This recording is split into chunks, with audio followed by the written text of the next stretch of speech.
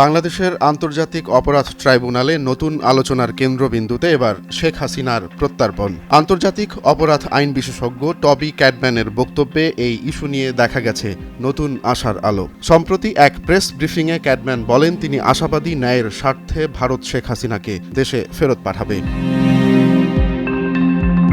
সাংবাদিকদের প্রশ্নের জবাবে ক্যাডম্যান জানান, পররাষ্ট্র মন্ত্রণালয় ইতোমধ্যে ভারতের কাছে শেখ হাসিনার প্রত্যর্পণের আহ্বান জানিয়েছেন। তবে ভারত কী সিদ্ধান্ত নেবে সেটাই এখন বিবেচ্য বিষয়। তিনি বলেন, এটা সম্পূর্ণই ভারতের নিজের সিদ্ধান্ত।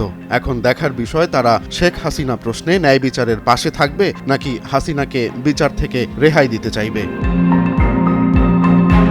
টবি ক্যাডম্যান আরও বলেন, বাংলাদেশ সরকার ভারতকে জোর করতে পারবে না, তবে ন্যায়ের স্বার্থে প্রত্যাশা করা যায় যে শেখ হাসিনাকে দেশে ফিরিয়ে আনা হবে এবং বিচারের মুখোমুখি করা হবে। এ প্রসঙ্গে তিনি বলেন, বিদ্যমান আইন অনুযায়ী শেখ হাসিনা আত্মপক্ষ সমর্থনের পূর্ণ সুযোগ পাবেন।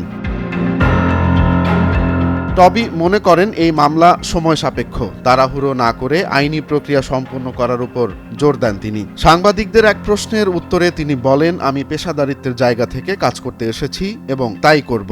অতীতের কোনো ঘটনা এ প্রক্রিয়াকে প্রভাবিত করবে না বলে মনে করেন তিনি। আন্তর্জাতিক অপরাধ ট্রাইব্যুনালে কাজের অভিজ্ঞতা নিয়ে আত্মবিশ্বাসী ক্যাডম্যান। তিনি বলেন, চিফ প্রসিকিউটর তাজুল ইসলাম মামলাগুলো সঠিকভাবে গুছিয়ে এনেছেন। আইন যে বিচার প্রক্রিয়াকে সহায়তা করবে সে ব্যাপারে তিনি নিশ্চিত।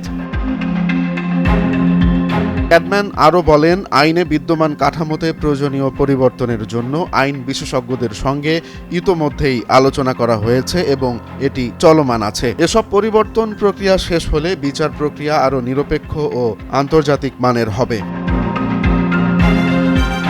ব্রিটিশ আইনজীবী টবি ক্যাডম্যানকে গত ২০ নভেম্বর আন্তর্জাতিক অপরাধ ট্রাইব্যুনালের বিশেষ পরামর্শক হিসেবে নিয়োগ দেওয়া হয়। তার নিয়োগকে চিফ প্রসিকিউটর তাজুল ইসলাম উল্লেখ করেন আন্তর্জাতিক অপরাধ ট্রাইব্যুনালের জন্য এক গুরুত্বপূর্ণ মাইলফলক হিসেবে। টবি ক্যাডম্যানের বক্তব্যে শেখ হাসিনার প্রত্যর্পণ নিয়ে যে আশার কথা শোনা গেছে তা কতটা সফল হবে সেটি সময়ই বলে দেবে। ভারতের অবস্থানই হয়তো ঠিক করে দেবে শেখ হাসিনার বিচার প্রক্রিয়ার ভবিষ্যৎ। ন্যায় বিচারের এই দাবি বাস্তবায়িত হলে সেটি হবে আন্তর্জাতিক অপরাধ ট্রাইব্যুনালের ইতিহাসে একটি উল্লেখযোগ্য অর্জন।